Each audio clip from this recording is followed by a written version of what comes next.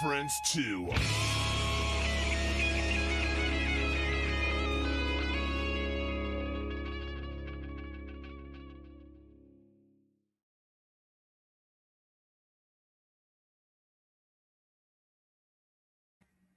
All right, welcome back to another edition of Bleach Bangs Music, and we've got Vince, and I don't want to butcher the pronunciation. How do you say the band's name? Symetria. That's what I thought. Bro, I would have got that one. Oh my gosh. So one of our other co-hosts is on there. He's probably madder than a hornet. His camera won't come on. I think you saw him on there. It's probably best we don't even see him right now because he's probably just madder than shit. He's probably throwing shit right now. He's gonna probably pop on here in a minute. But what's going on, man? It looks like this is the year. I hope so, man. I need it. I'm ready. Right on. Right on. Before Randy jumps too far, I'm John. I'm in Topeka, Kansas. I'm doing, Randy. Randy, nice to meet I'm you. in Oklahoma City. Yeah, and I'm over here in Pottsville, Pennsylvania. Pottsville, Pennsylvania. Sweet action. Sweet action. So, All or Nothing, you got an EP coming out. When is that going to be released? So the way the schedule is going is the first single released a week and a half ago. Next one's releasing the end of July. Another one, I believe, first week of September, and then the full EP shortly after that. Heck yeah. Right on. Right on. So what makes you go for an EP instead of a long version? Money.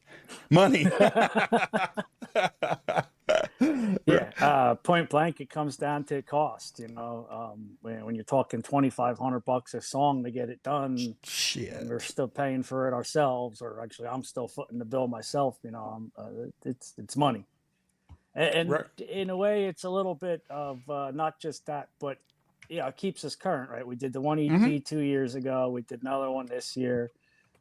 If we get another one out in another 2 years, that keeps music coming out versus waiting 4 or 5, 6 years to try to do a full length album. So at least this way we try to keep music coming out and stay relevant. Right on. And that seems to be the way the music industry. I lost you. Nothing? Uh-oh. I blame Ashton. That's probably the case. Oh, there we go. Oh, you can hear my obnoxious ass. All right. Yeah, there's Ashton. Well, whoever that was, I got. Yay. I was like, we did have another guy on there, but anybody else. Oh, no. Really? You can only hear Ashton? Uh-oh. Am I the special one? Yeah, you're the only one I'm hearing right now. What? That's crazy. I can. How is that? Meanwhile, I can hear everybody. I said I blame Ashton, and it worked. I guess you're going to be the translator. Oh man, that's a lot of pressure if I'm the one translating everything. All right, so Randy just said, yeah, yeah. Whenever the last guy came in there, that's when I lost the sound to the. How other two. weird. Ashton, maybe go out and come back. Think that'll do something? We'll try that. Bye.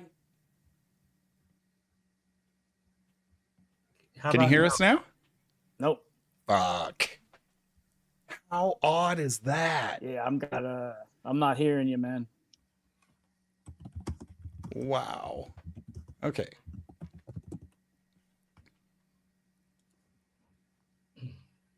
Maybe. All right. Uh, Vince, can you hear him now? I mean, he can't hear me, so. Are you able to hear anyone other than me? no. That's weird. What? I don't know. That is the oddest thing ever. How does that even happen? That is Here's so the weird. here's the thing. Vince can see our chat, so we can pose our questions and we can say them.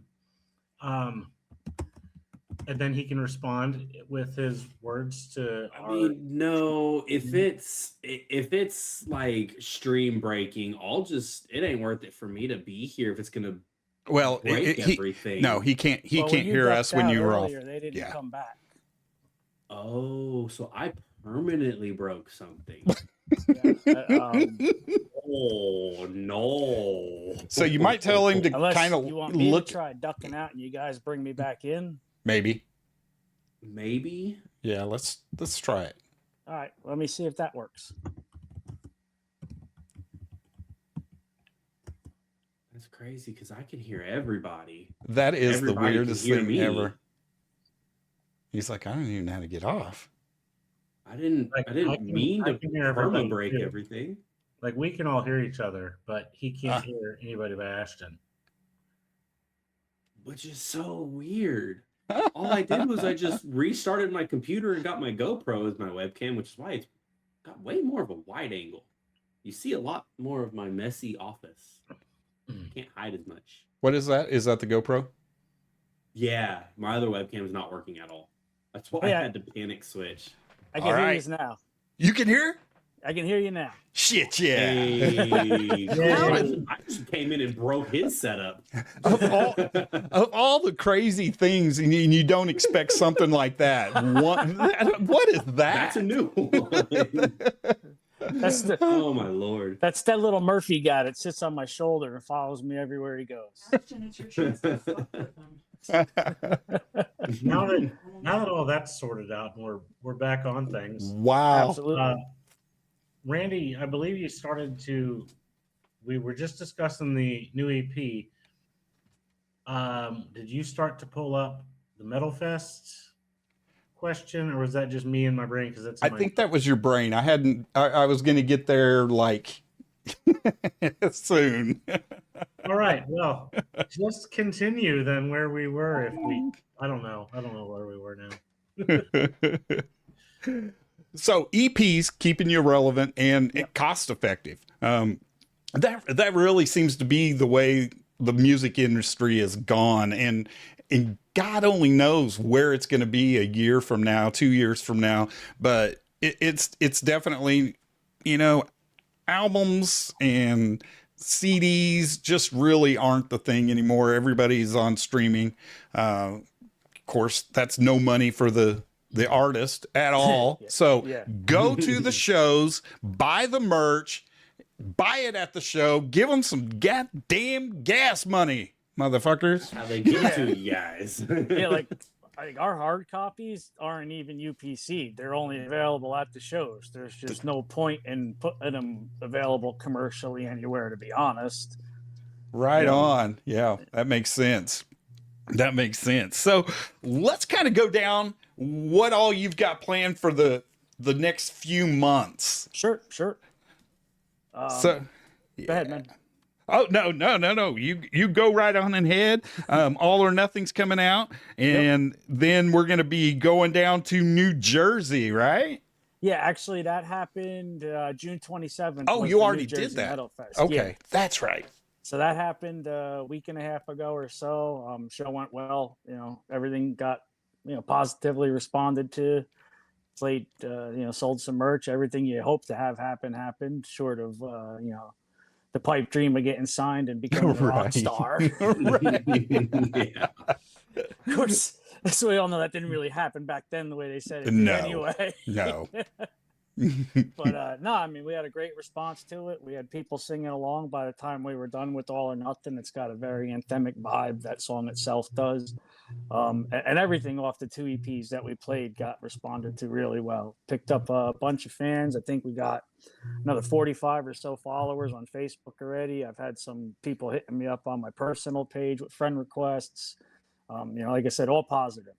That's what I love about festivals, because they may not have gone to see specifically you, but then they go, oh, shit. Yeah. I'm going to have to check these guys out. Music. Absolutely. Yeah. Yeah. That's the real cool thing about a festival. There's so many different dynamics in a festival, or, just a show at another venue or something like that. They may not have came to see you, but they left wanting to have more of you. So that's great. That's like your whole job as a front man of a band, make sure they leave wanting more. So, yeah, that's true. And then, our next stop, we're rolling into Reverb down in Reading, Pennsylvania, and we're playing with Metal Church, Heathens, and All Sinners on their local date for their first leg of their Dead to Rights tour. That's got us pretty pumped up. That's solid. Yeah. That's probably the biggest show we've played to date. So, and that's half hour from home-based club type of deal. Like we know that stage well. There's no questions about it. Like nothing to trip you up. We've been playing there for 10 years. Yeah. Nice and comfortable. Yeah, exactly. Yeah. Don't be saying that. Yeah. This is where you find a video of me falling off stage in the near future. But you fell comfortably because you knew where you were going to fall. That's it. I knew I was going to land. I knew who was going to catch me, right? Exactly. And I knew how to get back up. Didn't we just have a band on a couple of weeks ago that said the stage fell apart on them and they were Oh my God.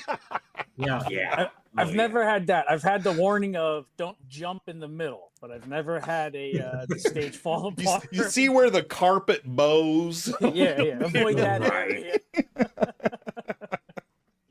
Oh my goodness. Oh wow. So Metal Church, that's pretty sweet. How did you come across that? How did you get that hooked up with that gig? To be honest with you, I saw the tour get announced. I knew Brian Allen had gotten the job singing for him about 2 years ago. I've known 6 Degrees of Separation, known Brian since he was with a band called Dark Star Orchestra, or Dark Sky Choir, excuse me, out of Jersey, going back 10 years or so. I knew him and the drummer in the band back then.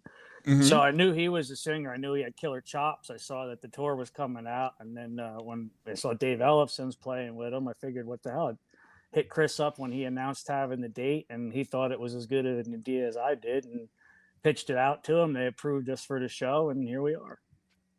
Good stuff.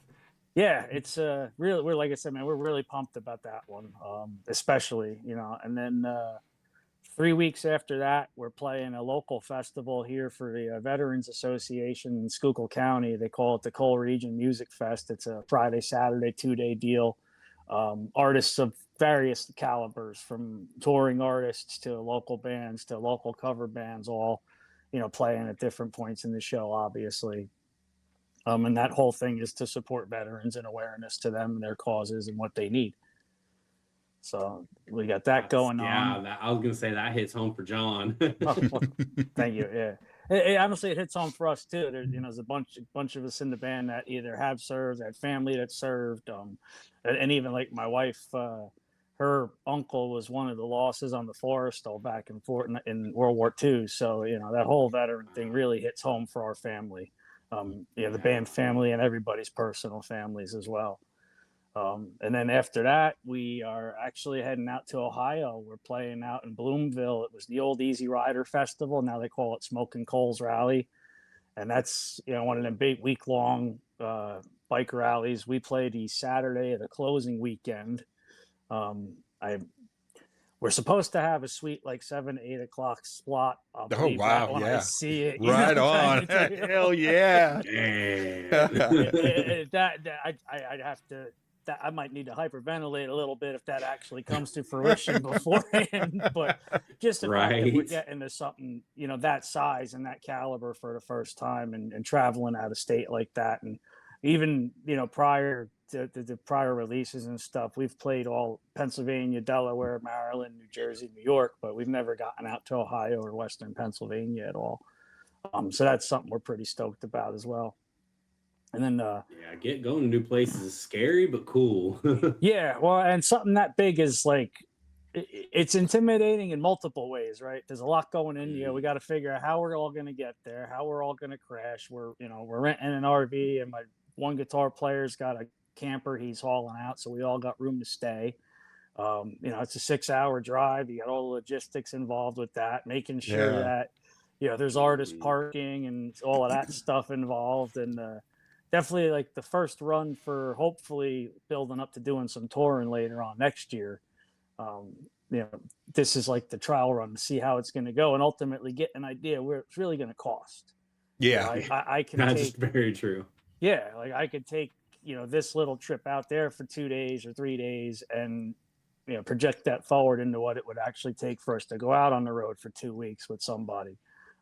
Because ironically, we actually had a shot at the at the fall of this year leg of the whole Metal Church tour with Armored Saint. We just shit. I know, dude. I almost took a loan to do it. It was like, holy yeah. fuck. Yeah. Man. But between, you know, releasing music and everything else we've done this year, it just wasn't in the budget for us, you know. Yeah. So, and it just means it wasn't meant to be. You know, obviously that means whatever we do end up doing next year will be what we're supposed to be getting on. That's a good way to look at it. Yeah, you know, I mean, me and Mike and Brian, the two guitar players, we've been playing together for 12, 13 years. You know, the band's been together for 10. Kevin's been with us for about 3.5 now. Matt's just coming up on a year, the new drummer. So, you know, we're realistic. Let's put it that way. We've all been doing this long enough to know what's going on. You know how you're all over 21, huh? Exactly. Right. We're a bunch of guys in our 40s and early 50s who've been around the block. Nobody's coming out to sign us and tell us what to do and what we got to sound like. So anything we make out of this, we got to just do it the old-fashioned, hard-nosed grassroots way. You know, with that you guys have been at this for 10 years as a band as a whole. How do you feel that you guys have changed or grown as a band over the last 10 years? Well, you know, COVID for one threw a big curveball in there, right? And at one point, I was actually down to just me as the only person still active doing any promoting or anything like that, looking for members. I had a label out of Boston that was going to bring me up and work with all studio musicians to release a follow-up to the 2017 debut. And then that all got, you know, sidelined by COVID. So really, you know, the sound of the band has evolved, right? The first release back in 2017 was a very, very classic traditional metal sounding release, those 8 songs. Yeah, there was a little bit of experimentation in there, but nothing that really sounded like, for lack of a better term, nothing that sounded modern. You know, everything could have been released back in the 80s, early 90s without question, right? And even back then, the only reviews, the negative reviews, as well as it did the couple of criticisms we got, were to the datedness of the sound. So once we got really rolling again and, you know, got filled back up member-wise and stuff, it just naturally progressed into a new sound. We started digging up a little bit of old material from a prior project that Mike, Brian, and I had played in. That was a little bit heavier project, and rehashing some of that and merging it with the Symetria sound that was established kind of gave us this unique sound, as I call it. You know, because as heavy as the music may be vocally, it's not as heavy as some other stuff and things like that. I've started doing a little bit more experimentation, I guess you'd call it, with some of the aggressive vocal styles and moving my voice around in range a lot and stuff like that to really, honestly, it's cool because it makes it stand out and it's just comfortable. You know, I really just kind of do what feels good, and I like to, you know, have fun with what I'm doing. And if you just stay monotone all the time, there's no fun involved. But yeah, as far as the beat bands goes, really the sound has evolved into something that's become, I would say, a much more, a modern sound, something that, you could even see continue to develop as we continue to write new material and stuff. And, to be more relevant in today's market, especially. I do want to say that Aaron Caddy is on the YouTube saying hello. Cool. So, hello. I didn't know if that was somebody you knew. I just saw the comment out there, and I wanted to let them know that we really cool. Yeah, no, I don't. You have I been recognize seen. that name. Caught you at that festival. Yeah, right. That's awesome. My apologies for butchering your last name. I apologize. Vince, one other thing I want to jump in with is, and I mean, I don't think that there's any way that this could be offensive. I hope.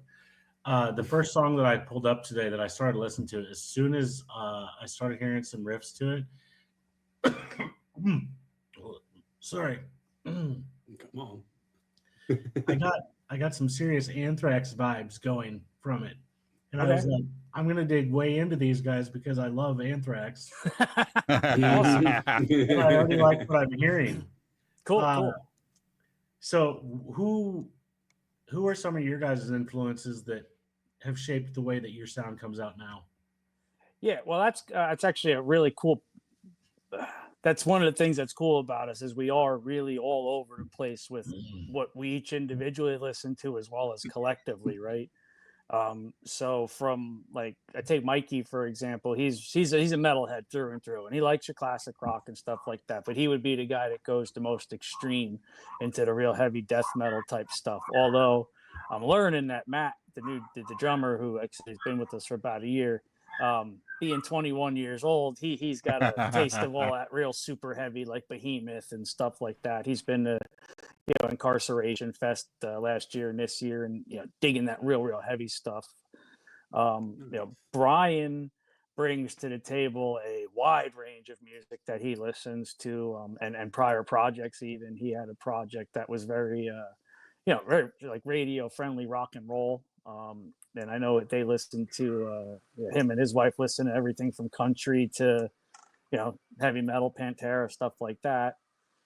Kevin is probably very much in the same vein as I am. Like me personally, I got Jimmy Buffett, I got Alice Cooper, I got Kenny Chesney. I love it. And then I got Carcass, Yeah. And I touch on all of it in between. Dude, I love that. And when you got 5 guys that listen to so much different music, really, you never have any idea what's going to come out, And the other thing is, like, they'll start playing with a guitar riff, and I'll go someplace that they weren't even hearing it go just because of my vast broad. My wife and I listen to jazz and doo-wop on Sunday mornings while we're having coffee and stuff. Louis Armstrong, Etta Fitzgerald, things like that. So I really, if there's been music made in the last 100 years, I've exposed myself to it, and being half retarded, autistic, it's all still up there. Hey, there's nothing wrong with having an infinite library. Oh, absolutely. And what's really great is I could just close my eyes and hear a song. I got that that kind of gift that I know some people have, where like this stuff I really know, I know well enough I can sit there and hear it all in pieces in my head. I love that. I hate people that, well, I don't hate people that do it, but a lot of people will just like pigeonhole themselves into one genre. And I listen to country, I listen to some pop, and I listen to metal. And of course, I absolutely love the 80s, but I feel like it all has a purpose and a place. If good music is good music, it doesn't matter. So I absolutely respect that, and you're not just like, no, it's gonna be hard. I need some hair metal now. But yeah, I absolutely love that, and you can be more diverse, and that's really cool. That's really cool. Well, and like even just being who I am, and from doing covers early on and singing all that various music growing up like that, if you have a habit of singing all the time and you're always singing different stuff, it makes it easy as you develop, like to go from a gentle, clean tone into something guttural and kind of edgy and back and forth and stuff. And, it adds to the dynamics of the song vocally. I mean, your voice is just another muscle, so it's just muscle memory. You spend how long singing and all that stuff. It's just second nature. It's like talking. Yeah, I remember being a kid. We had 2 acres, 3.5 hours on a tractor twice a week. All right. The grass, that was 4 cassettes at full volume as you're driving along. Because that's just what you do. He said 4 cassettes. 4 cassettes. 4 tapes in the Walkman. He got like the 4 cassette changer. You're right. Man, he got that nice one.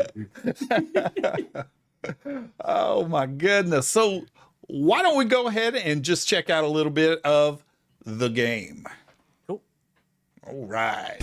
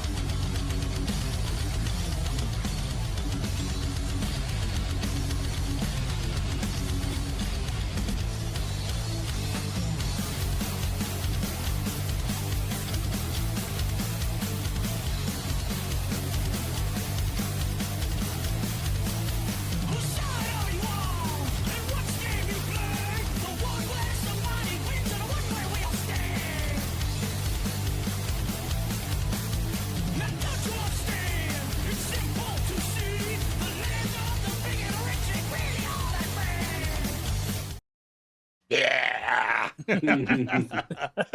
Love it. One thing that's underappreciated is your dictation is amazing. It's not like that stuff where you listen to and you're like, did he say that? Let me pull up the lyric. No, like you listen to it and it's like, okay, he is clear, very on top of the dictation, and it sounds great.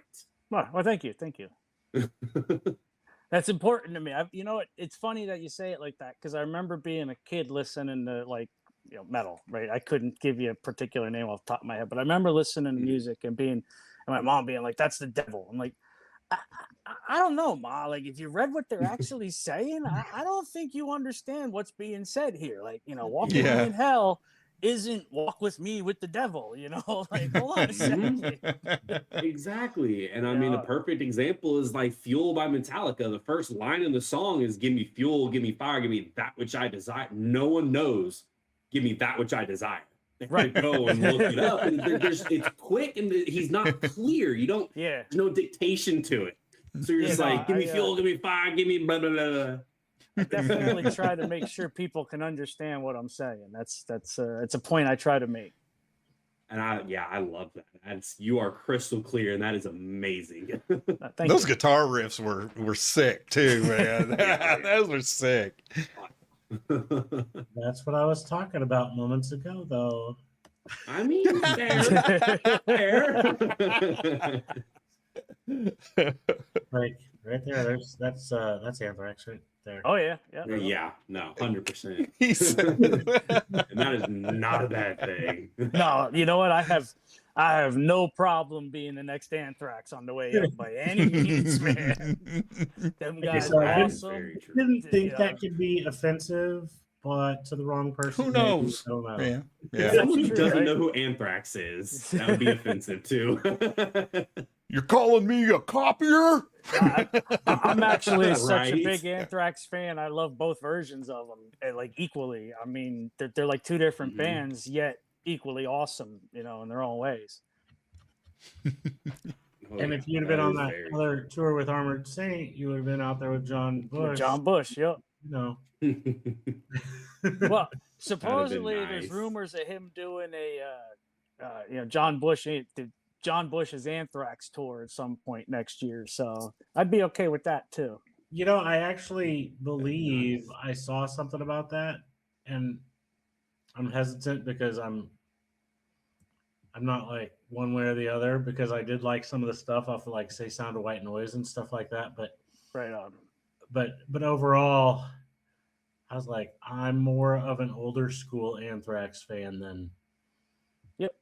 Like, I know they just had a new song just dropped like a couple weeks ago, and it's for the kids, I think is what it's called. And I was like, I haven't even pulled that up and listened to that yet. Jeez. Like, I know I'm failing a little bit in life with my music, but I was like, sometimes I take a while to hook into the new ones and go that route. But yeah, it took me a little while to finally get around to listening to all the 72 seasons. Like, you get to a point where it's just like, all right, what are they really doing new? Mm-hmm. Yeah. That is true. Vince, do you guys have and if you do, I'm sure Ashton's already on top of this. Do you guys have a website where everybody can find all things I screwed up now. I put doubt in your head, didn't I? Oh my Lord.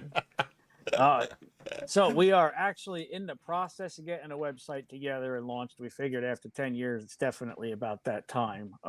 But yeah, in the meantime, we are on Facebook. We're on Instagram. We are on TikTok as a band. We're also on TikTok. I have a personal page where I talk about music and stuff.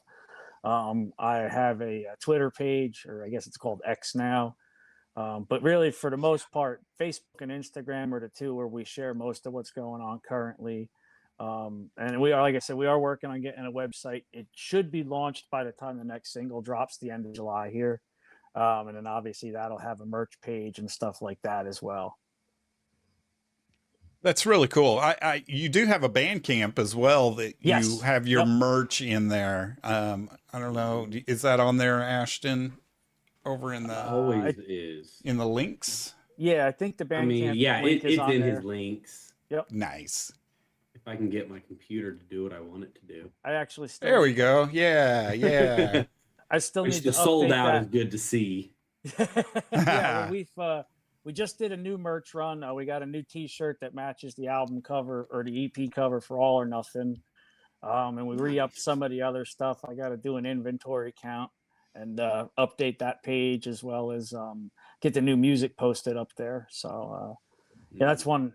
Yeah, I just haven't got to it yet. I won't lie. It takes time, and it's laborious updating that kind of stuff. And especially if you're working on a new website, all your focus is on that, not the band. Oh yeah, and it's it's pictures and this and that, and like trying to figure out the best way to lay it out, and really what's going to get people to actually go through it, right? I mean, how do you build a website that's actually going to attract people to interact with it? Mm-hmm. When in doubt, AI. That's what everyone seems to be doing now. Yeah. Not wrong. Yeah, I have my own opinions about that. Yeah, no, I'm right there with you. It's a tool. You can tell when it's authentic, and it could be used. It could be a great tool. If you're a not so good artist, but you got an idea and you want something sketched out that you could take and grow on from there with coloring and shading and background and stuff, I think it could be a great tool. But when you start like trying to create complete songs or complete pieces of artwork, video, that to me, you're taking all of the life out of it at that point. There's no soul in it, and you can tell when there's soul behind it. It's obvious. Yep.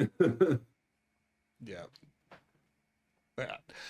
Well, I really appreciate you coming on with us, and I can't wait to see everything that you've got going on this year, and I'm definitely following you. We're gonna definitely. I doubt you'll ever make it to Oklahoma City in the near future, but you never know. Within the next couple of years, right? I'm closer. Touche. But in the meantime, anytime you want to come on and promote anything that you've got going on, your family with us, just let us know. Hit us up. Ask Shauna, hey, can you get a hold of them? Or just shoot us an instant message on Facebook or something like that. We would love to help you promote and do anything that you've got going. Cool, man. Much appreciated. Yeah, I'm sure she'll make sure you guys get the next 2 singles as they release and stuff. And, yeah, dude, I'll definitely be in touch. Awesome. Love it. Thank you guys very much for having me. You bet. It was an honor. Sorry that Ashton tried to ruin everything with his new sound off. He's been trying to cut us out for a long time. I can make it look like someone else's problem now. now you're really getting good at it, right? Oh my goodness. Thank you so much, and you have a good evening. Guys, take care, man. See you later. Later on.